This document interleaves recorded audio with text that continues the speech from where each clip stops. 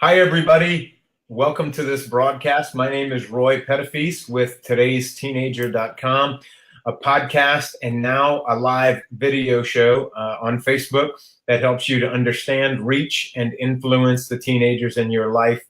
Today is such an important episode. I went live on Monday and talking about the scandals going on and how would we respond to young people. And a good bit of my content was so much helped by our guest today, Dr. Dobie Moser. And when we talked the night before I went live, I said, buddy, we have got to do a podcast on this like this week. And so we're here. And so I'm happy to introduce you to and to welcome my friend and my colleague and someone who probably doesn't know, but has been a wonderful mentor for me in the field of youth ministry and just being a good man. And he is Dr. Dobie Moser.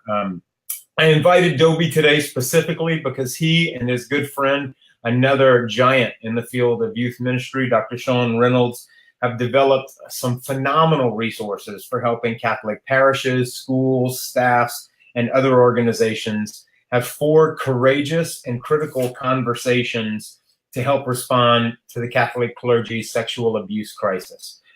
We'll get to the specifics of those later, but Dobie and Sean, as I mentioned on Monday, have agreed to give them away, and they're still in the works. I think we're going to be about maybe 24 to 48 hours from being able to share those, but they're going to give them away. Let me just tell you a little bit more about Dobie. He's got an undergraduate degree in education. He's got a master's degree in family systems counseling. And as if that wasn't enough, he went ahead and got a PhD in pastoral leadership and ministry and leadership. He's currently the director of the youth and young adult ministry and the CYO for the Diocese of Cleveland. Dobie served, this is the most fun fact about him to me, he served on the United States Olympic Committee and the design and training team for the Notre Dame Vision, as well as the Play Like a Champion Today National Coaches Training Program at the University of Notre Dame. Dobie has spoken in almost all of the states as well as internationally across the world. One of his more popular workshops is called Parenting at the Speed of Life, a workshop title that I will now steal. He and his wife, Lisa, are the proud parents of 7 children, and get it, listen, wait for it. Their volunteer work is with refugees and with teens and young adults with serious mental illness. So, Dobie, I'm so intrigued, and I am pumped to be able to talk to you today and to be live on Facebook. Especially because what we're going to be talking about today is so urgent. And, you know, we almost fell through because of technology today, but neither one of us you drove 30 minutes to make it happen. I rescheduled some appointments because it's so timely. Could you just say a little bit about that? Yeah, first, thank you, Roy, for the kind words. I'm excited to be here with you all. This is an urgent matter, and how we as a church respond to it, what we do specifically, will make a statement as to how authentically we care and how we translate that caring into action. Mm-hmm. So we can't not respond. That is how deeply I feel about this. And while you mentioned that I'm from Cleveland, I think what this planted a pretty deep seed in my own heart. I'm from Pittsburgh and have worked throughout Pennsylvania. And my home parish, my wife's home parish, Diocese of Greensburg, both of us know victims. We know perpetrators by name. My college roommate is one of those persons. So it just struck me to the core, and I'd be dishonest if I didn't say I wasn't hurting about this too. Yeah. And that just compels me to act. Yeah, no question. No question. Same here. And I, like you, have had the privilege, albeit unfortunate privilege of working with a lot of what I like to call the survivors of clergy sexual abuse, which is a very unique pain because of the power differential. And so we've got a lot of folks out there who are hurting and who really want resources. And that's what we're here today to do. So, Dobie, you know, help explain, because I don't know that I always explain it well enough, because listening is such a huge part of what I do, and I'm so passionate about it. I know so much about it. Why for you, though, is a conversation rather than a lecture so important around this topic? Actually, thank you, Roy. Great question. I think the temptation, and for example, a lot of bishops have written really moving and well-meaning letters that state their genuine sorrow, and I believe that. And yet, this is a really deep wound. And the reason a conversation and listening specifically is a more appropriate response, and frankly, a much needed response, is when people are hurting, a letter or a workshop or a lecture or a talk, regardless of how well they're done, misses the mark. Yeah. When people are hurting, they want to know that you're there for them. Actually, one of the lessons in wisdom youth ministry has taught me, it's about relationships. And what we're dealing with is a terrible breach and betrayal of that relationship. So consequently, we have to go to our people in that place of pain and be there with them and listen to this experience through their eyes, through their ears. You know, Roy, I've been married 37 years, and often I think my whole career in church ministry has been about building up families and helping families live and practice their faith. And if I could use an analogy, it would be this. If I made the terrible decision and had an affair in our marriage, and I realized the deep pain and harm and suffering it caused to me, my wife, to my family, if I came to Lisa and I expressed in a letter or even a moving speech about my sorrow and my desire to change, and then I took the next step and dictated what that change would be, well, I don't think this is just my Sicilian wife. My wife would stop me on the spot and she'd say, it's time for you to shut up and listen. Yeah. You have lost your turn. You will not dictate the terms of reconciliation. We have to work those out together. Ooh, pause. And the first thing you're going to do is listen to me. Yeah. So rewind. Let me pause you. Say that again. Start with "you will not dictate." I just think that's so powerful. Yeah, I just think the humble reality that we as church have lost our right to dictate what the response will be.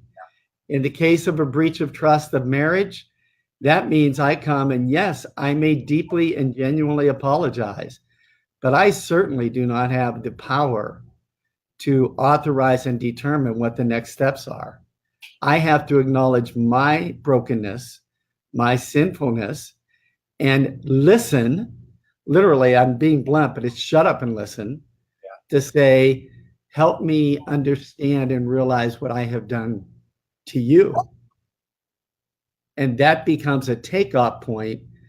All those other things need to happen, and there are steps I need to take. I get that.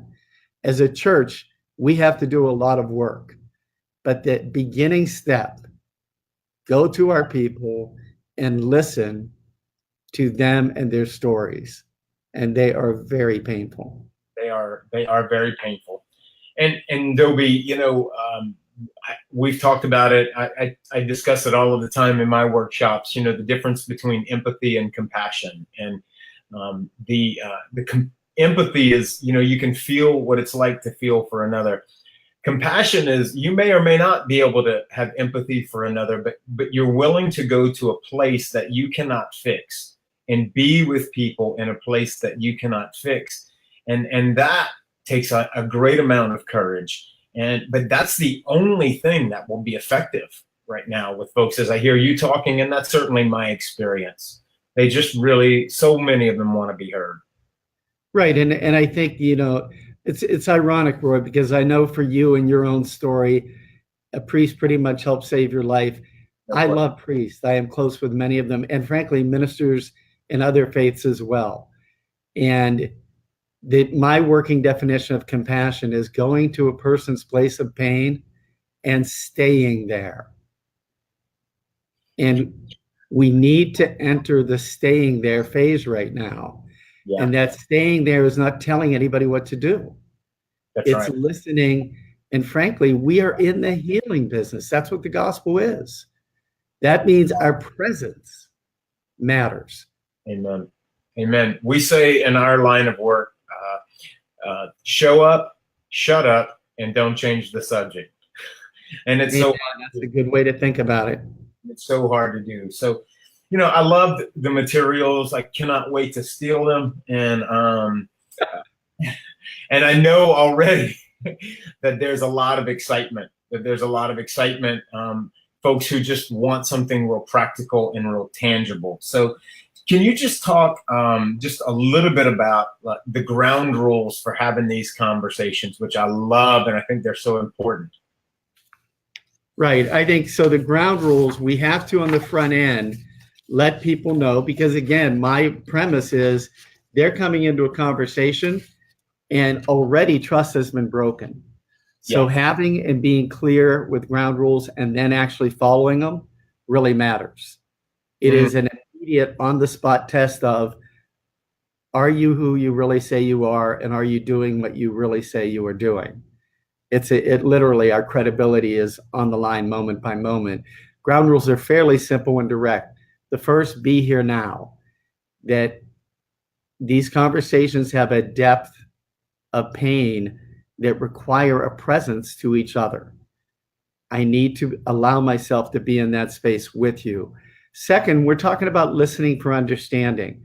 The dynamic, and I'll talk, I know, a little later about the exact questions, but it's listening to understand. We're not responding, we're not questioning, we're not interrogating. We're just trying to understand what others are thinking and feeling. As many times we listen to understand and not listen to fix. That's one of my favorite quotes of yours. Amen. And I think the other one is called simple sharing. So I actually did this, Roy. It was an irony. I was leading a Strong Catholic Families Training Day this past Saturday in the Diocese of Gary. And my heart was very heavy, because how can I talk about families without talking about this? So if you want to know the impetus for designing this, that would be it. Because I needed to have at least a modicum of integrity to say to the people, I know you're hurting, I'm hurting too, and I need to be with you and listen to you. So simple sharing, another ground rule.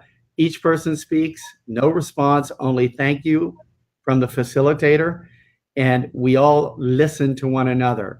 Everyone gives that act of listening to each other, and then just speaking your own truth and listening to others speak their truth. So it's using that personal pronoun. I am, I think, I feel, my observations versus others. And then throughout the process, and I know you model this beautifully in your work, giving the time in between some of these conversations to allow people to reflect on what they think and feel. One of them Saturday, a woman, beautiful young servant, she said, I'm a hot mess and I have so many thoughts and feelings and I don't have a safe place. You have given me a safe place. And I thought that described it well. So giving people a space to speak their truth and hear the truths of others. Why is not responding so important? If you could say a little bit about that. Sure, thank you. There is absolutely a need for that step of, okay, what will we do about it? But jumping to that step prior to understanding and reflecting on what each person is saying, and then, frankly, thinking collectively, what are we as a community saying?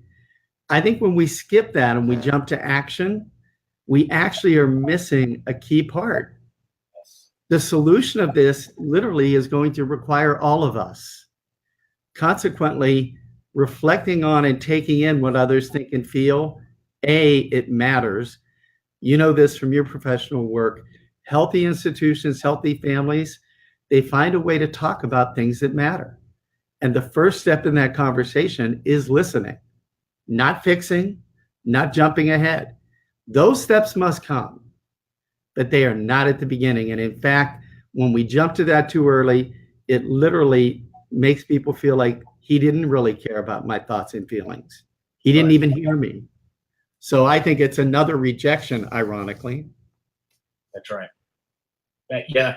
And the listening without commenting, it takes a lot, because the ego wants to jump up and it wants to respond, whether it's affirming, whether it's, offering an alternative point of view or fixing.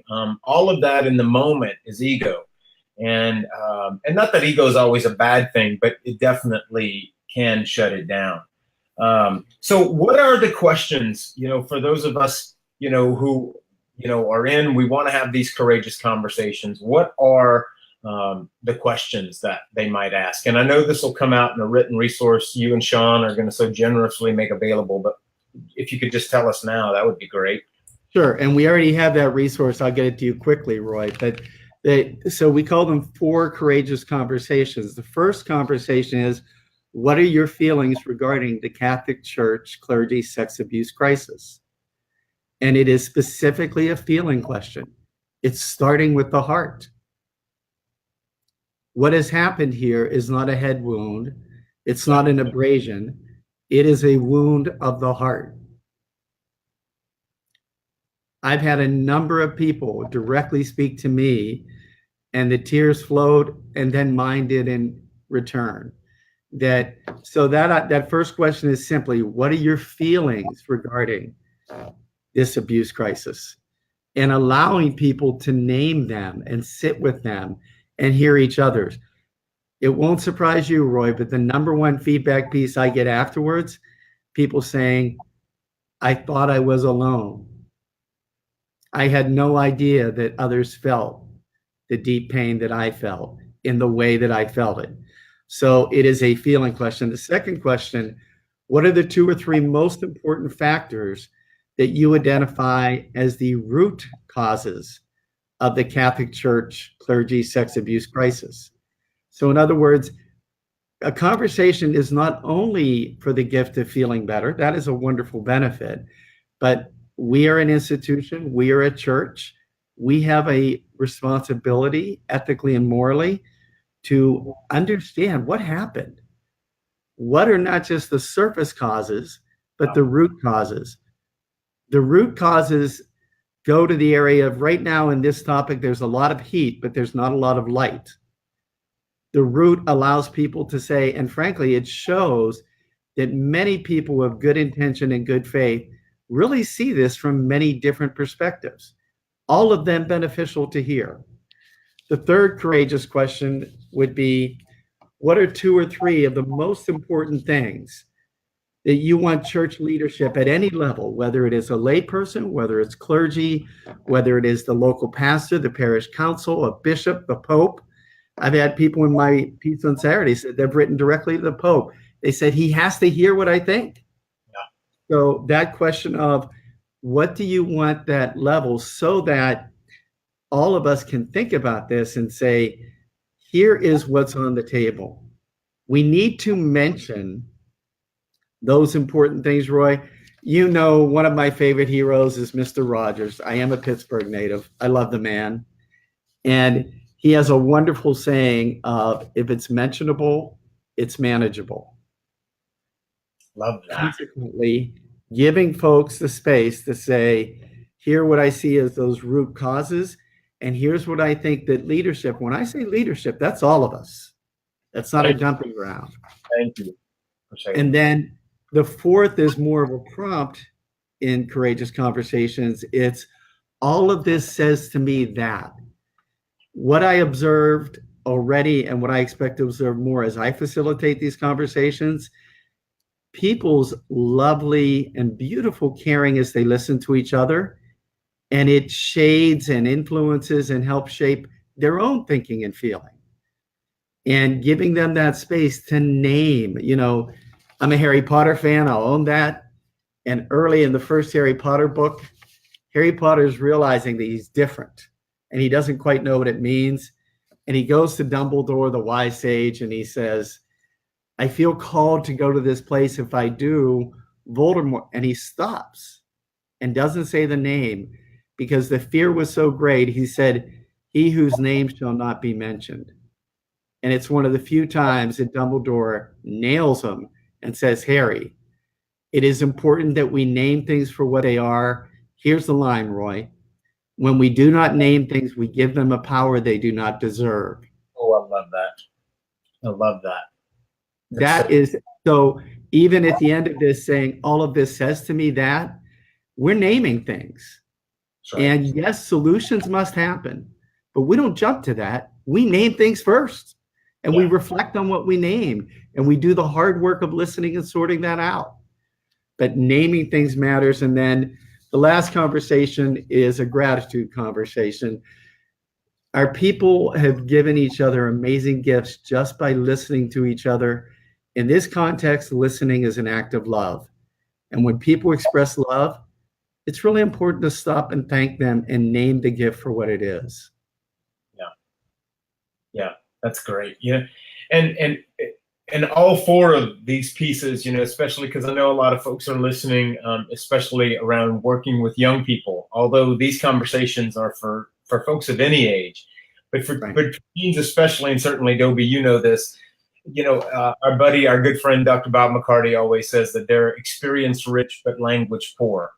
Amen. And so they need to talk their way into thinking about it and naming it. And so being asked these open-ended questions in a safe place where they feel like they can just go on and no one's going to respond to it. It's out there, it's being heard, it's being held, but it's not being managed. Really does, and teens pick up on that. We'll encourage them to share, and as they share, they can articulate it. And I always say, and I love the language. I'm going to borrow all of it. That we feel when we can't name it, we can't tame it. We can't manage it. And folks often they say they feel crazy. I just feel crazy, and it's usually because they can't name what's going on inside of them. And I've had several conversations with folks right now in the church who say that. I kind of feel like I'm going crazy with all of this. There's so much emotion that I can't name. And I love this eloquent, very elegant sequence of questions that can allow folks to be able to do that. Now, Dobie, I would imagine that some folks might need to do this more than once. I mean, I don't know what your thoughts on that are, but. Well, I'll tell you what, I want to give a shout out to Bishop Hying of Gary, because one of the things that I told folks, and I know we've not mentioned this yet, Roy, but we have a note taker at each table. Yes. That is actually recording, and the note taker is not participating in the conversation as a speaker. And the only time they'll speak to any of the table persons would be to say, I want to make sure I got your comments right, because we want to accurately represent what people are saying. But I made a promise to all the folks Saturday, I'm going to send this to your bishop, because our bishops, I believe, love their people. Without their names on it, right? They want to know what's in their minds and hearts. So I sent it that night. I was pretty tired, but I sent it that night to the bishop, and I was so encouraged by his response. He said, thank you so much. I needed to hear this. I really credit him. He said, I want to be with my people. I want to use this response. And literally, I got his response Sunday morning because I finished late Saturday night. He said, you and I are talking on Monday morning. I'm going to be using this process around our diocese. And that thrills me. If it gives people a way to go at something that is so painful, and yet to go at it in a way that is life-giving and a beginning, not an ending, a beginning step toward healing, that gives me hope. Amen. Me too. It gives me a ton of hope. And, as you mentioned, the priest, both you and I love the church, and we want to work for change and for reform. And I think that's what it is. And I think so many folks are trying to put the cart before the horse. And not that we don't want change, and not that we don't want it to come swiftly, but this would be a critical step that we would be missing because folks wouldn't be on board. We haven't really earned back the right to be heard with them. So any measures of change, anything that we would try to do on any large scale without people really feeling heard is going to lack the buy-in. right? I mean, wouldn't you agree? Yeah. So Roy, actually, I'm with you on that. I'd even go a step further. Not only would it lack the buy-in, but it will make people leave. Yeah, It will say, you really don't want to hear from me. yeah, And again, it goes back to our earlier conversation. When you are in the shut up and listen stage, it actually means you have to shut up. I know that sounds obvious, but literally giving our people the chance to speak. And then we did this as a follow-up step, and I would recommend it, sending all of those notes to everybody who was there, because we need to model a transparency that has been lacking. And these steps sound simple, but when we say we're going to listen to you, we're going to record these notes, we're going to share these notes so that we don't lose the wisdom and insight, and we're going to give them back to you. Well, then we have to do that because we said we would. yeah. You know, and that posture of listening, and I know folks think, they may think that we're being so critical, but you know, there are far more phenomenal holy men in this church than there are those who have hurt. And that might be hard to believe right now, but I've met so many of them. You know, and one of them's coming to my office this afternoon to anoint me before I have surgery tomorrow. You know, my Father Davis, who is that priest who I love so much, and so many of them. But in two dioceses I've been at in the last couple of years, the Diocese of Anchorage and the Diocese of Youngstown, I've watched two bishops sit and take 15 pages of notes while I was speaking. Bishop Etienne and Bishop George Murray in Youngstown, two men who are just so humble, who get the listening piece.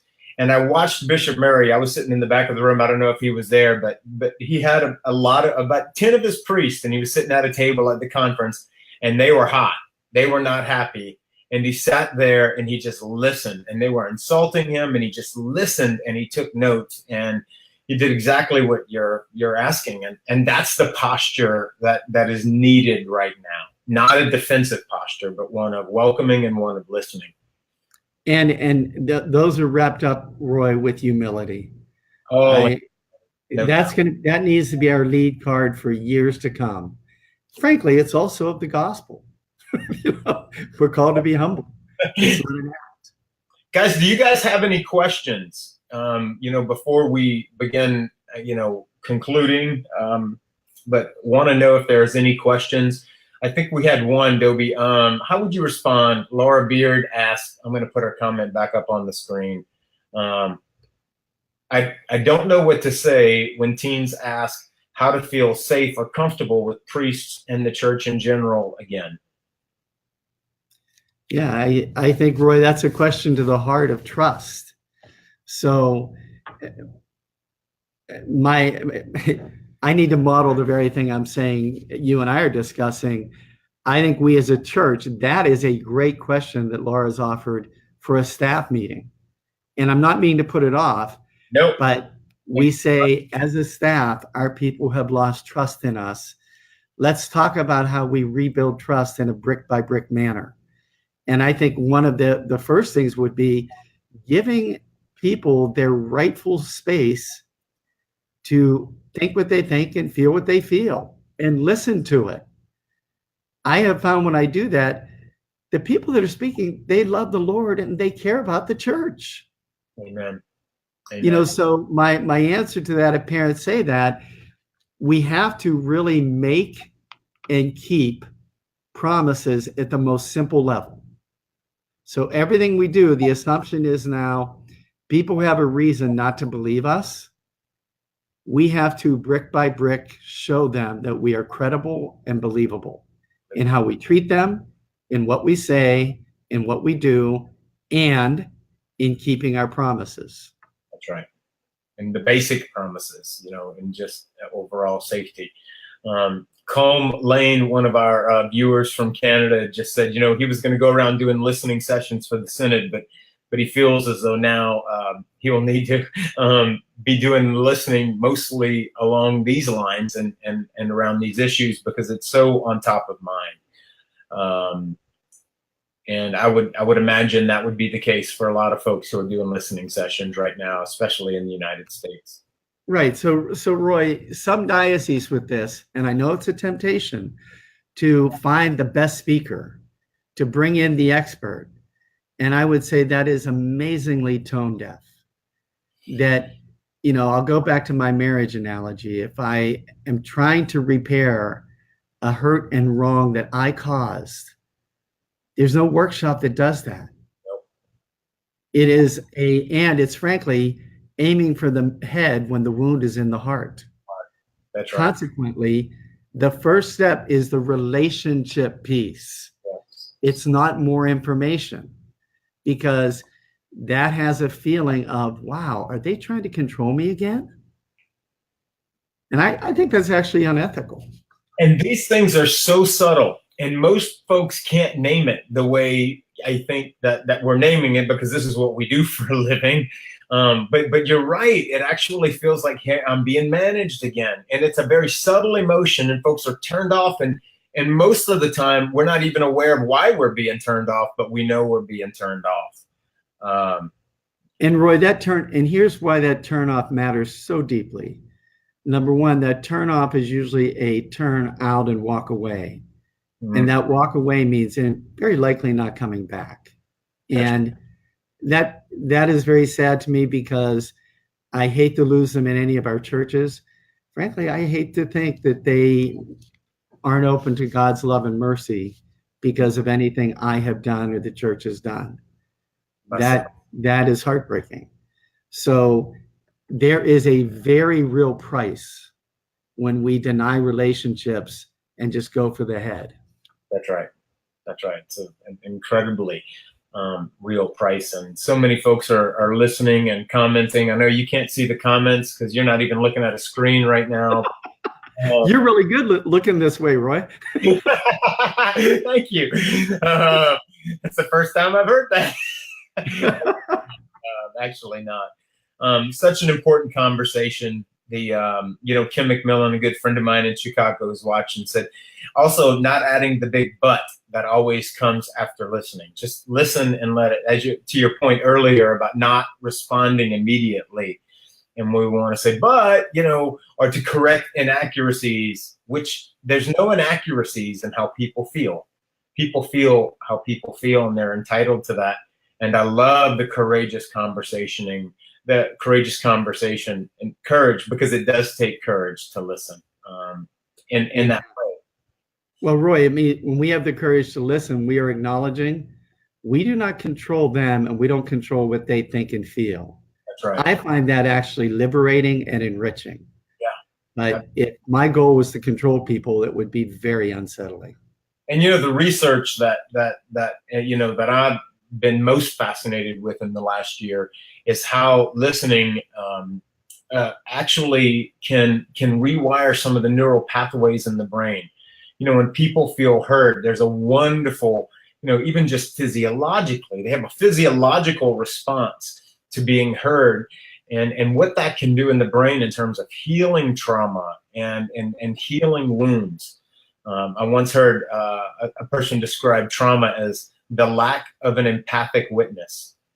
Going through something with the lack of an empathic witness, and we often, in youth ministry, we feel like we're not doing anything, and a lot of times in ministry we feel like we're not doing anything. But if we can be an empathic witness, someone who lets folks know that even if we may not be able to get there to fully understand, but that we're trying our very best, like I want to understand, and we keep going back and trying to understand. And I just love the very elegant process that you and Sean have provided us.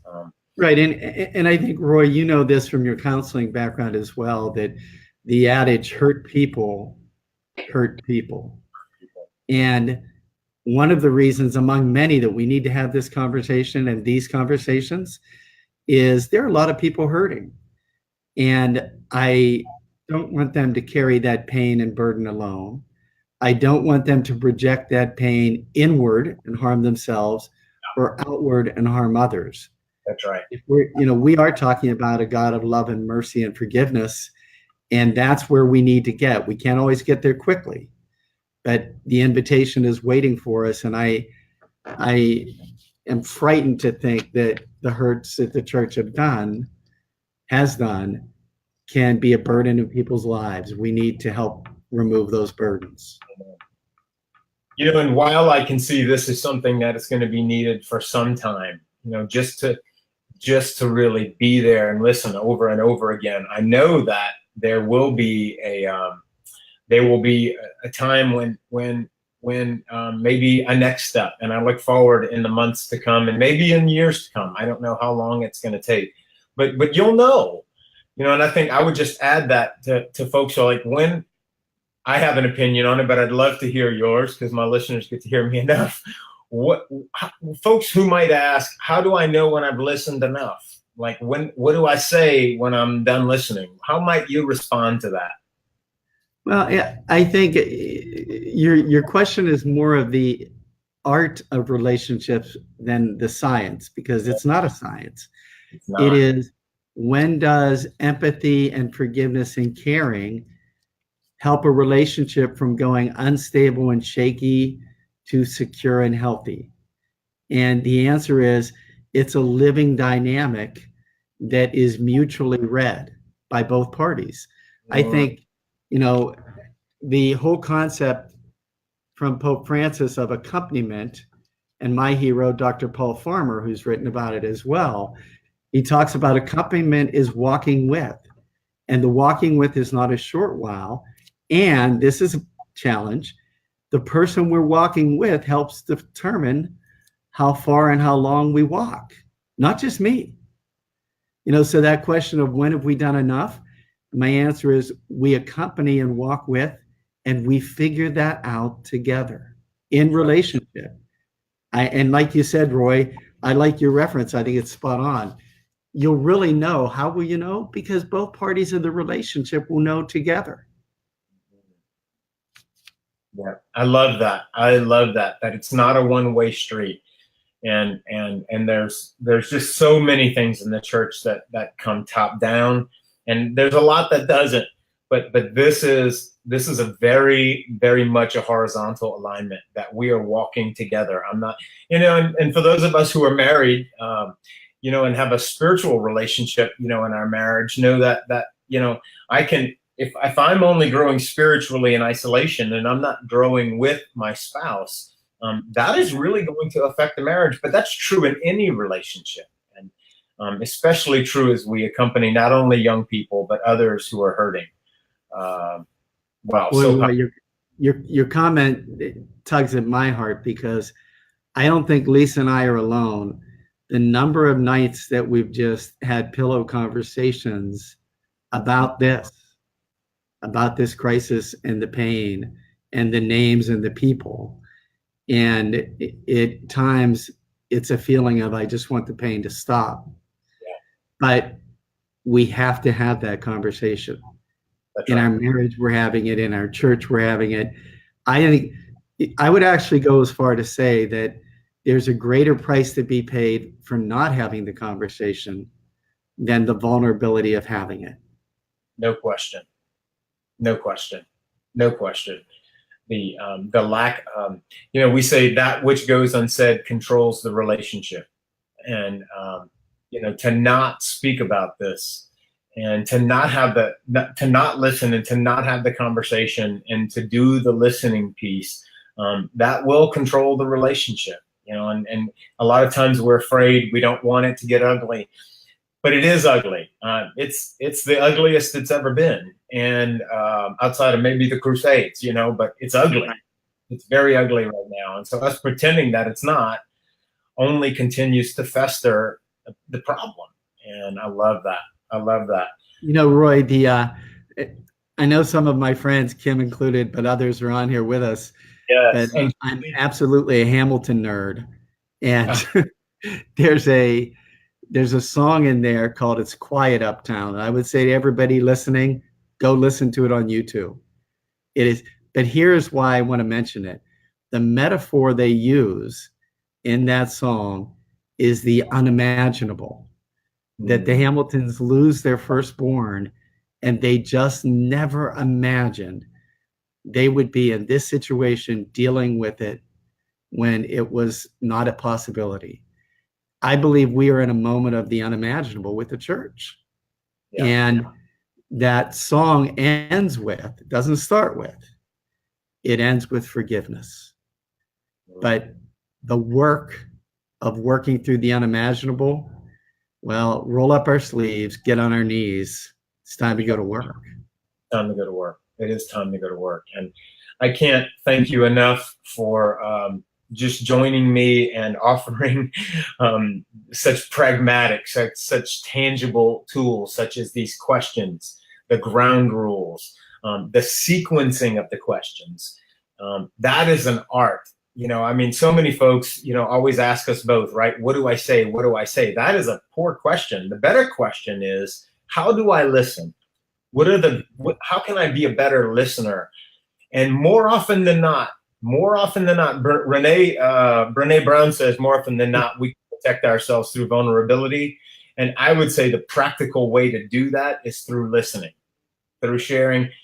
And I might just add a word, and Dobie, you could speak to this because I know we have a few members of the clergy who are here. And I had a young man who was just ordained, Father Stephen Pellissier, who is a friend, who reached out to me and said, Roy, I want to have coffee. Thank you so much for the thing. He was on the Facebook Live I did on Monday. And he says, I really want to know from you as a parent, what do I need to do? And how I just see the openness in these men who really want to grow, and they do want to earn trust, and they want to walk with us, and just such humility. But for them, I might just add, and I want you to add your thoughts, Dobie. I would just add that we can also listen when we speak. Now, that's not what we're talking about here today, right? And most of us need to listen with our two ears. But for those of us who, like a priest, he's got to give homilies, and certain people will have to get up. And I think that there's a way to listen when you speak. And that's what I do, I think, when I speak. I try to name what's going on. I can only imagine what it's like for you guys, the frustration, the confusion, the anger. And many of you out there might even not even want to listen to me right now, and I couldn't blame you. That shows that you have been listening. Not that you're a mind reader, but that you've got a sense. Am I making sense to you? Does that make sense? Yeah, I think, Roy, the listening and speaking sound like they can't occur in the same container, but I think when our speaking is informed by our listening, when our speaking reflects a deep sense of vulnerability and openness, well, that's what listening does to it. It makes us realize that, oh, there are ways to look at this, think about this, imagine this, navigate this different than my own. And consequently, when that priest, and I have so many priest friends and I love dearly, and they are hurting big time right now as well. But to their credit, they realize, as we all do, that our pain is much less than the victims. So consequently, we need to hold. That's a good example of your point of two difficult things in the same container. We don't need to minimize, and nor should we deny our own pain. We need to work through it. And I think what I'm proposing here with Sean is we work through it through listening and conversation done in the context of Christian community. And then when we're speaking, as you were referring to, Roy, we can reflect that empathy and what we have learned. And we also can reflect a sense of mystery that we're not controlling all of this. And any of us who think we are, I think, are delusional about that. That's right. This is bigger than we are. And our God is a God of mystery. And I think my last comment, Roy, I know you didn't ask about it, but I'll raise it, is we finished the conversation with a gratitude conversation. And I know that sounds simplistic, but it's just taking a moment to name the gift of what we have received. I'm glad I was here because I am grateful the gift you gave me is. My gratitude to you, Roy, I want to express your integrity, your commitment to not ignore, not sweep under the rug, but to say we have to talk about this because we love our young people, we love our families, we love the Lord, and we have to work through this. So thank you for that gift to me. And I thank you for your time and encouragement with the urgency. I'm so grateful for your prophetic voice. And I know your humility is going to want to deny that, but I'm asking you not to do it. But I'm so grateful for your prophetic voice, yours and Sean's. And I realized that we could have had Sean here too, but since I just purchased this software, I didn't know what I could do with it. But I'm Dr. Sean Reynolds. And I remember the first time I met you guys, I felt like I was swimming in a warm bath of bubble water. I was like, I'm not alone. I know people who share my heart. And so I'm so grateful for that. I think there's a real prophetic voice in the listening. And I love the wisdom that you bring. Which is that we do need a tangible process. And I think that's the wisdom and the gift that you guys are offering with these downloads that are going to be available in the near future. My best friend, Matt Abear, in the picture is up on the screen. I'm not that far because I was the best man at that wedding. He says, I completely agree, Roy, and thanks. And Roy, I love your bald head. Please don't ever grow your hair out. No, he didn't say that. But Dobie, he wants to know, and he's a vice principal, he's assistant principal at a local Catholic elementary and middle school. And if he didn't want that to be known, he shouldn't have made a public comment. How should we respond when the speaking from the church hierarchy seems to be the opposite of listening? Actually, I'll tell you, that is a fantastic question. He doesn't need any more to bloat his ego, Dobie, trust me. But it says to me, it reveals, and I won't go there far adrift, but it's a problem of ecclesiology. Yeah. The listening and the being at the table and having a voice, my direct response would be, it's yours, you're baptized. It's not yours because the church gave it to you. It's not yours because any authority gave it to you. It's yours because you are a baptized member of the body of Christ. That's the key to get into the club. You're in. You don't have to do flips. You don't have to have degrees. You're in. And consequently, be assured, there have been a number of tables that people would happily not have me at. And look, I can get that. But guess what? It's our table. It's not my table. It's our table. It's our table. And that's not optional. I love this church. I love the Lord, and I'm not going away. And I had someone insinuate to me recently that I wasn't really Catholic. Actually, that's happened quite a few times in my life. And while it doesn't surprise me, I responded, I was like, you know what? I get a vote in that. I get to decide if I'm Catholic. You don't get to decide that. And I would say about that, and as narcissistic as that sounds, I would say that there's a collective we that there's a community, that there's a discernment, in my little church of my family and my even slightly bigger but still little church of my parish, not just one person gets to decide that. We every time we sin, every time we choose to pull away from Christ, we can always choose to come back in. And we always want people, Roy, I too have been told that I'm not Catholic enough, and I don't have as sophisticated a response as you. I just say, well, I'm actually a practicing Catholic, and it's clear I need to keep practicing. Oh, I love that. I don't think there's too much that's sophisticated about me, but I grew up in a trailer. And after my next stint in grad school, I might be right back in one. There you go. Well, my brother, I'm so grateful for you, and I'm so grateful for my cousins, my good friend Denise Utter and Rich Salava, Sue Saunier, Kate, Jim Knowles. I know Jesse Manabusen was with us, my buddy Jim Knowles. Just had a lot of folks who commented, and I know you can't see, but I'm so grateful for you and to Sean and Mustard Seeds, which is the ministry that you and Sean have just started not that long ago, and it's wonderful.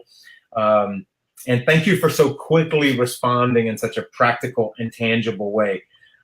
Dobie can be reached, and I will put this in the comments on Facebook, but he can be reached at Dobie Moser, DOBIEMOSER @gmail.com. If you want to follow up, or if you need some assistance in working with your priests to train your priests or your parish or your school staffs on how to facilitate these conversations. We need to listen, and we need to be with people in their pain. And that takes a lot of courage, but that is the virtue of compassion, to suffer with people. And the suffering for us is not being able to fix it and maybe not being able to respond. So, Dobie, thank you so much. Is there any last thing you might want to add? I just want to say thank you to you all. I know that we're all in this together. That gives me hope.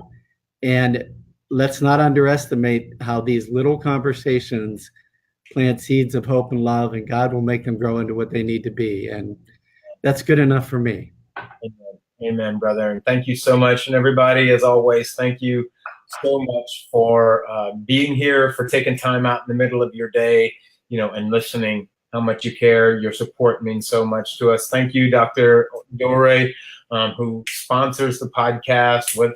Without her and her husband, Kevin, and her beautiful daughter, Christine, we just wouldn't even be able to do a lot of what we do at Today's Teenager. So thank you. I'm also especially grateful to Roy and Amy Provost, who helped sponsor this ministry. And I'm going to try not to tear up because I'm so grateful for the long time support that Rob and Denise Utter, and I know Denise is listening and she's very upset at me, have provided to help us do this important ministry.